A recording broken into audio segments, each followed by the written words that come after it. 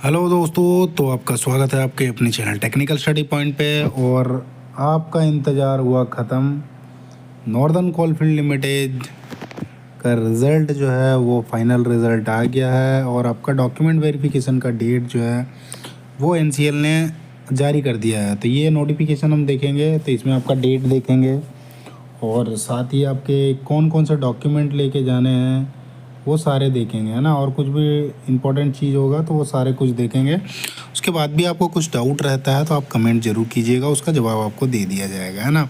बाकी technical study point पे इसका आपका टेलीग्राम चैनल है टेक्निकल स्टडी पॉइंट, उसका लिंक जो है आपका यूट्यूब के प्रोफाइल में है, तो वहाँ से आप कनेक्ट होके आप इसका भी पीडीएफ वहाँ से डाउनलोड कर सकते हो कि कौन कौन से डॉक्यूमेंट लेके जाने हैं। बाकी वीडियो बना दूँगा और आपके रिज़ल्ट जो हैं और रिज़ल्ट भी आपको और टेक्निकल स्टडी पॉइंट पे मिल जाएंगे, है ना। सो हम स्टार्ट करते हैं। ये आपका नॉर्दर्न कोलफील्ड लिमिटेड है जो कि एक मिल रत्न कंपनी है और कोल इंडिया की एक सब्सिडरी कंपनी है। इसमें रिक्रूटमेंट आई हुई थी आपका 16/4/2025 के अंदर, है ना। जो 17 तारीख से आपका फॉर्म भराना स्टार्ट हुआ था और 1 महीने का था। पेपर जो हुआ था आपका 30/8/2025 के अंदर हुआ था पेपर, है ना। और उसका जो है आपका एग्ज़ाम रिज़ल्ट जो है फाइनली आ गया है। ये आपका डेट दिया हुआ है 29/10/2025, है ना। इसमें जो रोज़गार हेतु एनसीएल में सीधी भर्ती आई है जिसमें आपका ट्रेनिंग रहेगा 1 साल का।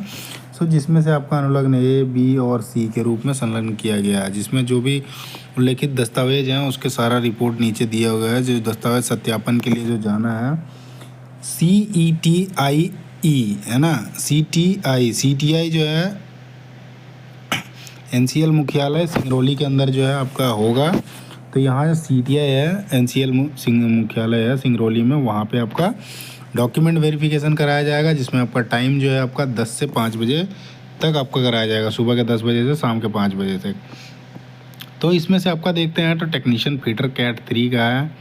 इनका जो आपका जो डेट लिखा है टेक्नीशियन फिटर का आपका 1 से 114 तक क्रमांक संख्या तक इन 10 तारीख को बुलाया गया है, 10/11/2025 को, मतलब आज से 10 दिन बाद, है ना।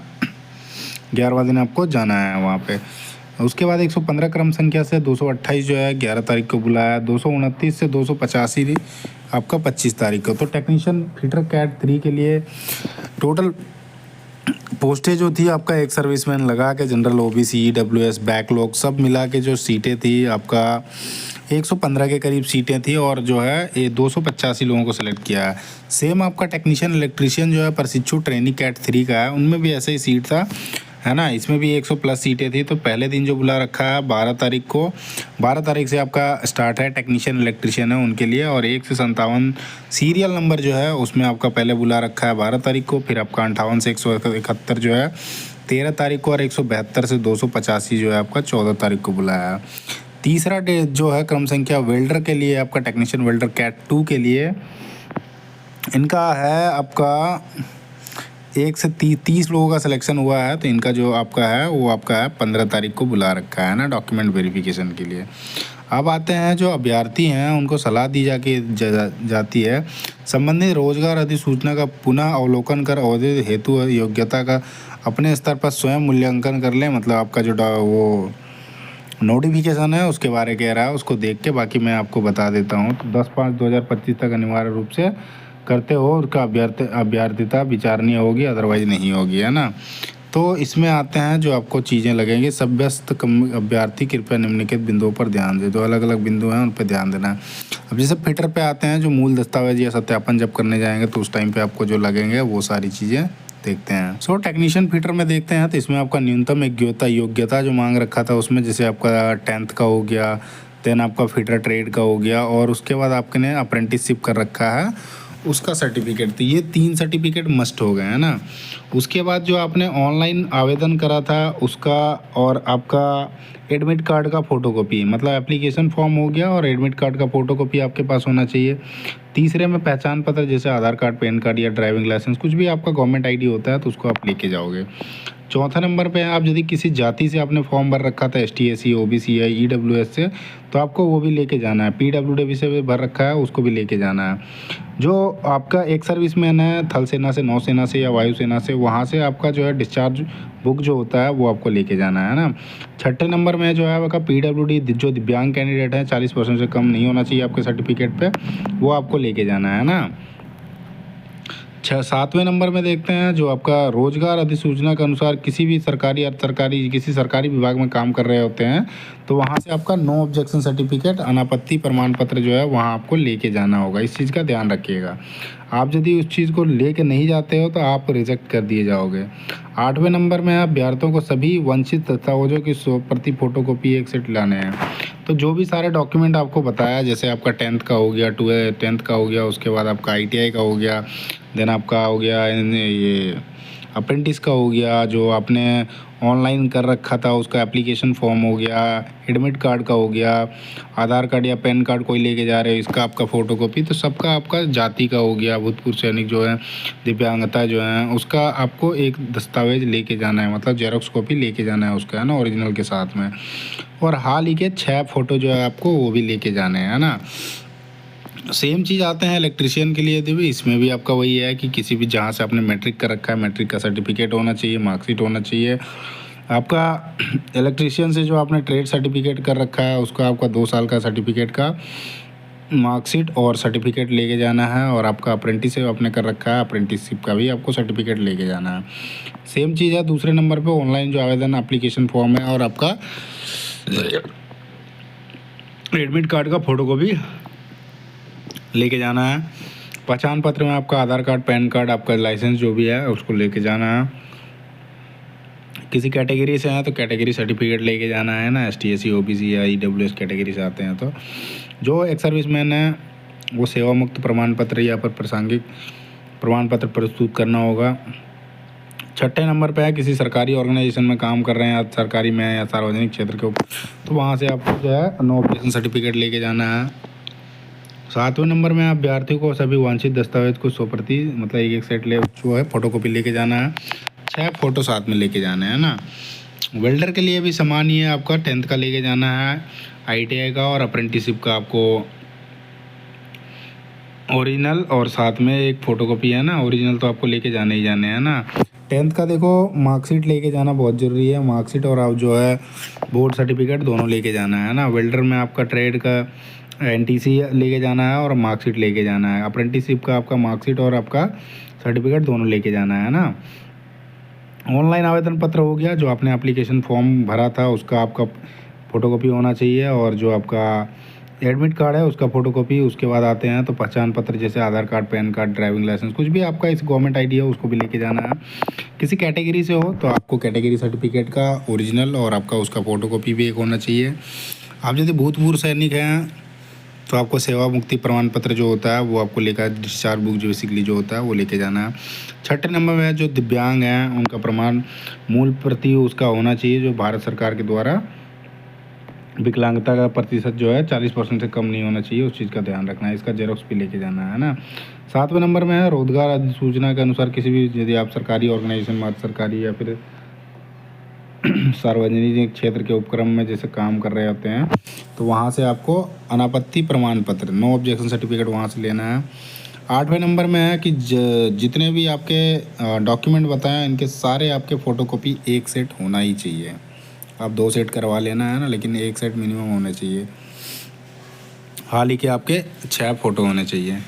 दूसरे नंबर में यहाँ है मूल दस्तावेजों की जांच सत्यापन के दौरान किसी भी प्रकार की विसंगति पाए जाने पर या क्रम संख्या 1 में दर्शाए गए दस्तावेजों को प्रस्तुत करने में विफल पाए जाते हैं तो ऐसे अभ्यर्थियों को बिना सूचना दिए अयोग्य घोषित कर दिया जाएगा। मतलब कुछ भी डॉक्यूमेंट में आपका फॉल्ट पाया गया, आपको सीधा रिजेक्ट कर दिया जाएगा। तीसरे नंबर में आपका जो दस्तावेज सत्यापन के लिए अभ्यर्थी सूची केवल 30/6/2025 को आया जाए। अब 30/6/2025 में 8 बता रहा था, 30/6/2025 को जो पेपर हुआ था CBT, उसके आधार पे जो भी आवेदित नियुक्ति की दावा करने के लिए जारी मेरिट लिस्ट के अनुसार नियुक्ति की जाएगी। जो मेरिट लिस्ट आया उसी के हिसाब से किया जाएगा, है ना। उसका मैंने शॉर्ट वीडियो बना दिया है मेरिट लिस्ट का और अपलोड कर दिया है आपका टेलीग्राम चैनल में, तो वहाँ से आप देख सकते हो, है ना।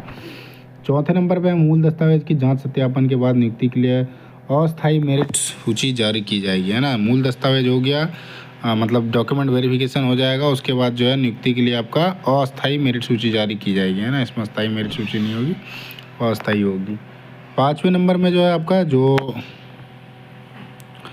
अभ्यर्थी मूल दस्तावेज मतलब आपका डॉक्यूमेंट वेरिफिकेशन करवाते हैं और उसके वहन किए गए किसी भी यात्रा वाले खर्च भुगतान के लिए एनसीएल दयनीय हो, मतलब आपका जो भी खर्चा लगेगा वो एनसीएल किसी प्रकार का पैसा नहीं देगा, है ना।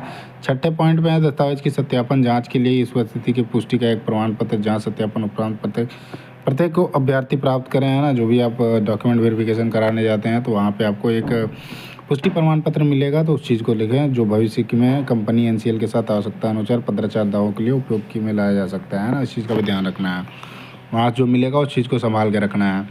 7वें नंबर पॉइंट पे है उल्लिखित समय सीमा को किसी भी परिस्थिति में बढ़ाया नहीं जाएगा, है ना। जो सीमा दिया गया है उसको बढ़ाया नहीं जाएगा। संबंध में अभ्यर्थी प्राप्त निवेदन चाहे किसी भी कारण से हो पर उस पर विचार नहीं किया जाएगा। तो डॉक्यूमेंट वेरिफिकेशन का जो डेट दे रखा है उसी डेट पे आपको जाना है, ऐसा नहीं कि आप बाद में जा रहे हो ना। नोटिस में दिया हुआ है यही चीज़ का, ये आपका इंग्लिश में लिखा हुआ है ना। कि जिनको भी डाउट होगा तो वो उस चीज़ का है। देखो ये आपका जो है CETI है ना, एनसीएल हेडक्वार्टर है सिंगरौली एमपी में।